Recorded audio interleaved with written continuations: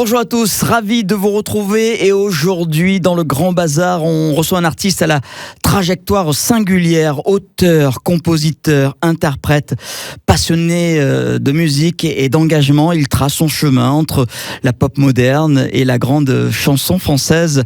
Il vient de sortir un nouvel EP qui s'appelle Passion, un projet très personnel. Il a eu aussi la chance de collaborer avec une légende de la chanson, Monsieur Charles Aznavour.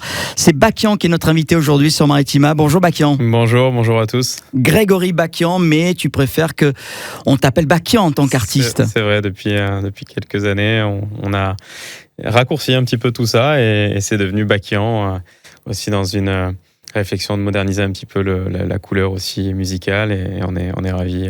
Mais je garde bien sûr toujours mon prénom, Grégory. Alors tu viens de sortir début février ton nouvel EP qui s'appelle Passion.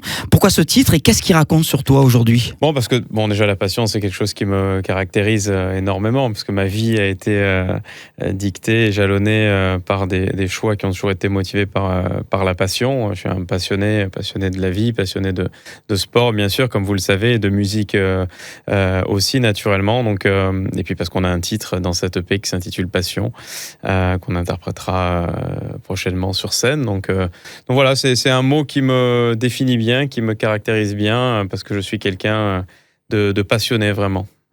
Un EP qui parle de résilience, d'amour, d'insomnie, avec le titre aussi qu'on écoutera à la fin de cette émission, de surconsommation de notre société. C'est vrai, il y a des thèmes. J'ai toujours été un artiste qui a eu à cœur de faire passer des messages au travers de ces chansons. Donc effectivement, l'insomnie, c'est un thème qui me touche, puisque j'en suis moi-même victime, on va dire. Donc c'est quelque chose d'assez... Tu dors très peu la nuit ? Je dors très peu, j'ai surtout beaucoup de mal à trouver le sommeil, à m'endormir.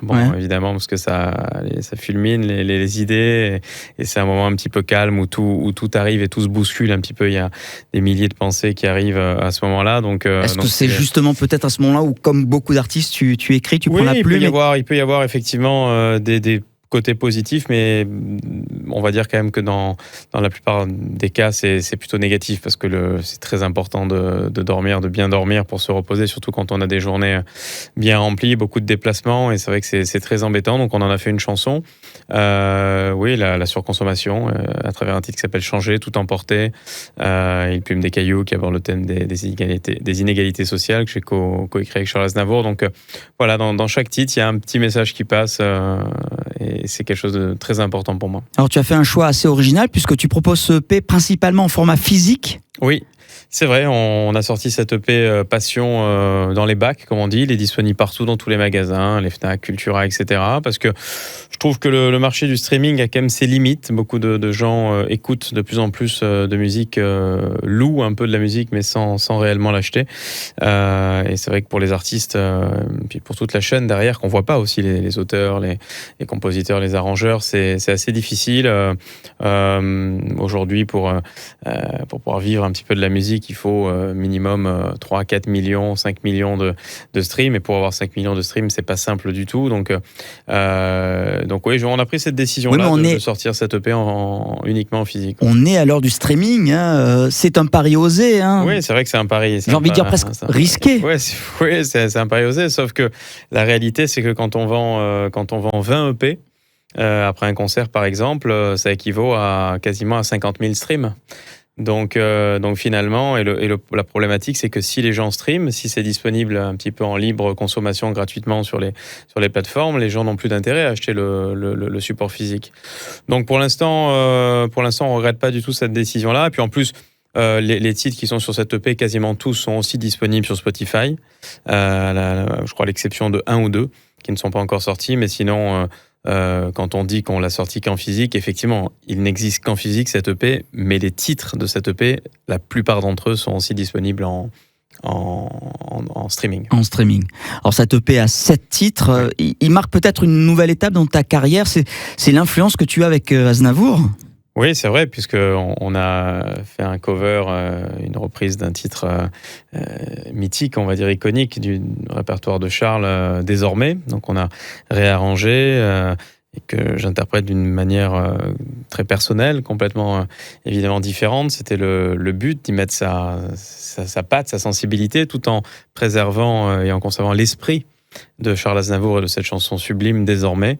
Donc voilà, évidemment, c'était une façon pour moi de lui rendre hommage en parallèle des titres qu'on a coécrits ou réalisés ensemble. L'adolescence, bien sûr que certains... Je crois que vous avez coécrit 2 titres. Oui, hein. exactement, c'est ça. Il y a un titre qui m'a offert qui s'appelle L'adolescence, qui est déjà sorti il y a une dizaine d'années, que les auditeurs, je pense, de Maritima connaissent, et Il plume des cailloux, qui est sorti récemment, et un autre titre également qui n'est pas encore sorti, mais qui sortira probablement dans le courant je pense, de l'année 2026. Ça a été une rencontre déterminante dans ta jeune carrière. Hein. C'est fabuleux. Il y a plus de 10 ans maintenant. Ouais, c'est ça. C'est vrai, on s'est connus en 2006. 2006 ah avec oui, Charles. Ouais, 2006. Même 20 ans. Ouais.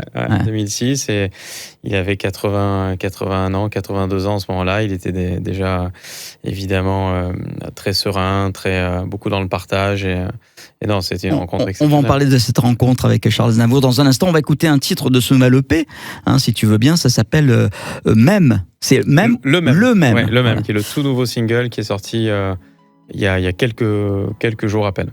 Bakian, notre invité aujourd'hui dans le Grand Bazar. Imagine au loin la crique, un mensonge. Shotson et vie d'artiste. C'est ce que tu vois au bout du clic que tu ronges. Même si j'ai pas vraiment changé, les cordes plus abîmées et quelques kilomètres. J'aime chaque moment passé à tout vous raconter, même si j'ai pas la vie de rêve. Faut que tu saches, je suis le même en vrai, je serai le même après tout ce qu'on a pu dire, tout ce que j'ai pu laisser faire. Je suis le même en vrai, je serai le même après tout ce que j'ai su fuir et tout ce que j'ai laissé derrière.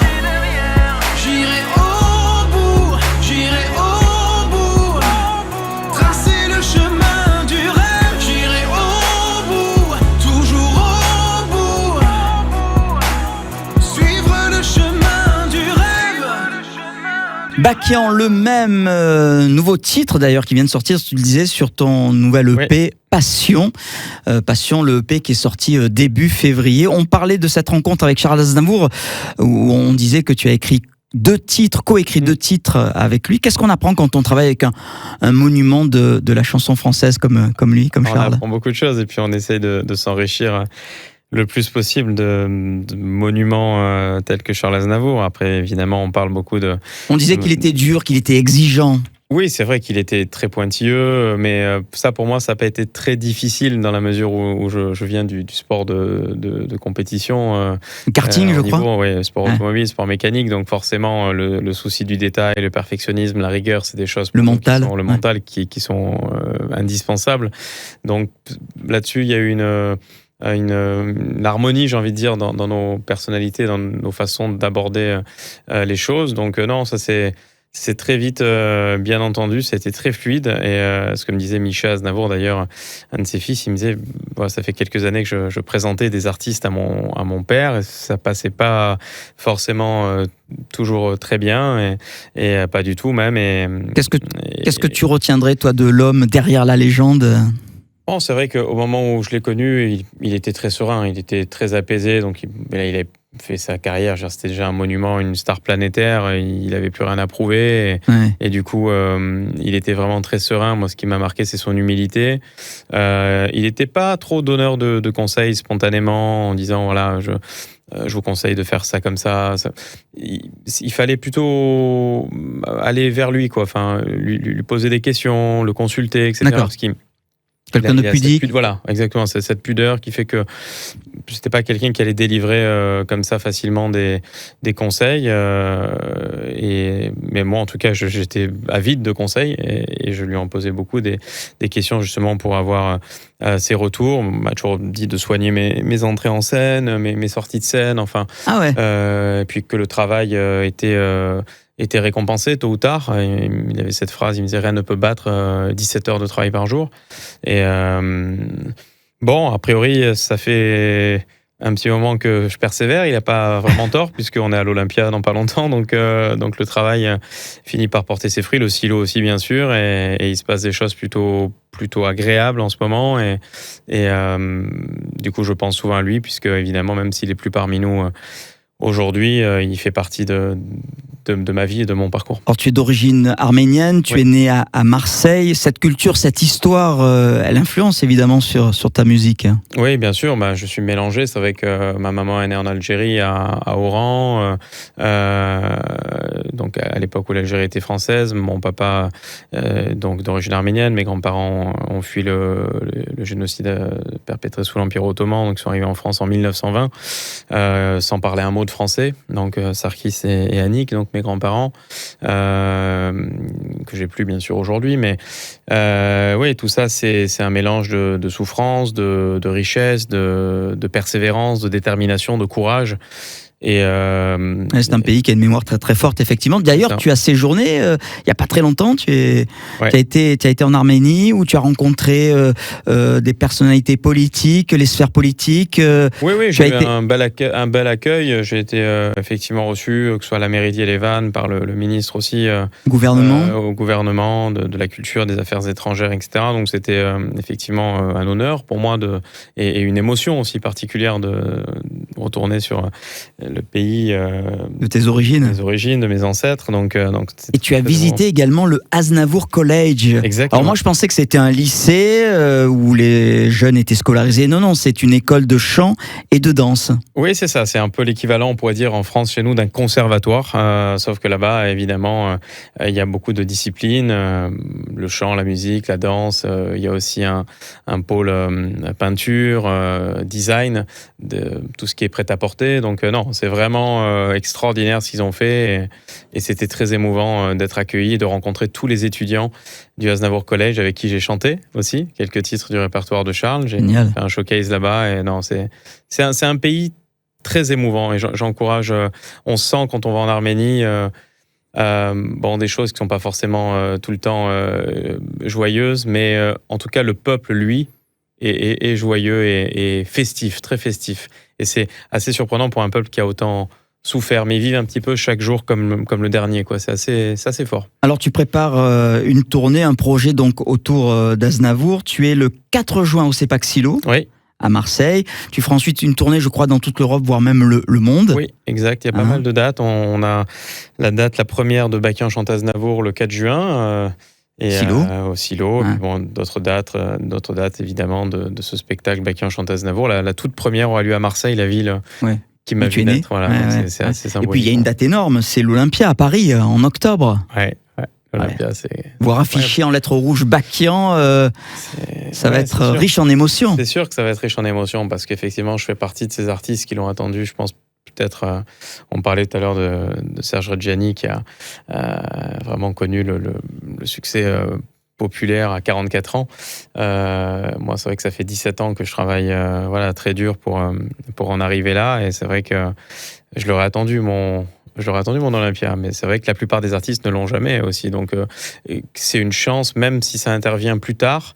Chaque parcours est différent. Charles Aznavour aussi a eu une reconnaissance, on va dire, à un âge qui n'était pas 17 ans, ou 18 ans, ou 20 ans, comme certains artistes aujourd'hui qui percent très jeunes. Mais Daniel Lévy, on pourrait citer pas mal d'artistes comme ça qui ont été connus du grand public plus tard. Donc, c'est aussi un signe qui démontre la détermination et le courage. Et alors aussi, dans quelques jours, tu passes au Silo, début avril, le 8 avril. D'ailleurs, c'est avec Maritima, c'est pour la nuit des Colibris, un concert autour de la musique et de l'inclusion. Merci beaucoup, Bakian, d'avoir été avec nous. Avec grand plaisir, merci pour votre accueil et à très vite sur les scènes. Bakian chante Aznavour et le EP qui est sorti, on va écouter un nouvel extrait, c'est Insomnie, tu le disais, les nuits sont courtes. Elles sont très courtes. Merci, Bakian. Merci à vous. Et on te retrouve évidemment sur les réseaux sociaux, sur ton site Bakian Official. Officiel, c'est ça. Officiel. Bakian officiel. Salut à tous et bon week-end. Merci.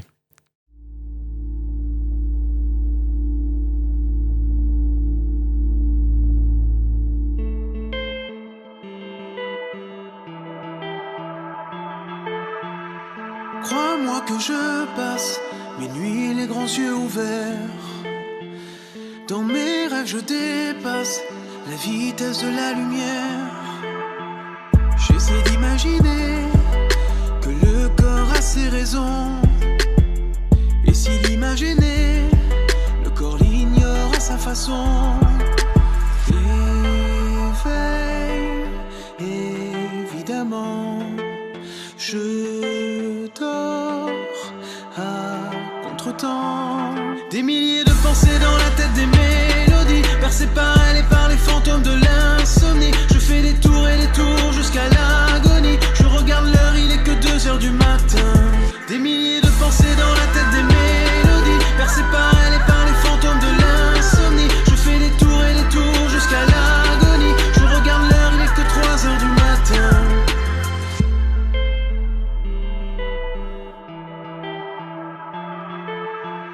Le soleil est en face, de l'autre côté de l'hémisphère. Le stress dans tout l'espace, des étoiles dans l'univers. J'essaie de me fatiguer, les piles de mots sur la commode. J'essaie de me connecter, apparemment c'est à la mode. Des milliers de pensées dans la tête, des mélodies percées par elle et par les fantômes de l'insomnie. Je fais des tours et des tours jusqu'à l'agonie. Je regarde l'heure, il est que 4h du matin. Des milliers de pensées dans la tête, des mélodies percées par elle et par les fantômes de l'insomnie. Je fais des tours et des tours jusqu'à l'agonie. Je regarde l'heure, il est que 5h du matin.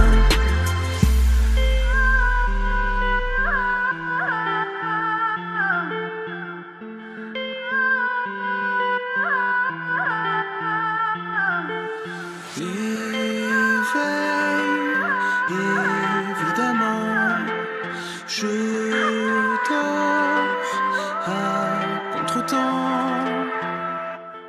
Des milliers de pensées dans la tête, des mélodies percées par elle et par les fantômes de l'insomnie. Je fais des tours et des tours jusqu'à l'agonie. Je regarde l'heure, il est que 6h du matin.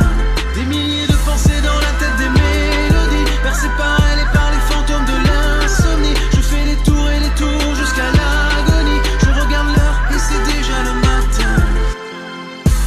2h du matin, 3h du matin, 4h du matin, 5h du matin, 6h du matin, et c'est le matin. Enfin je m'endors, et c'est déjà le matin.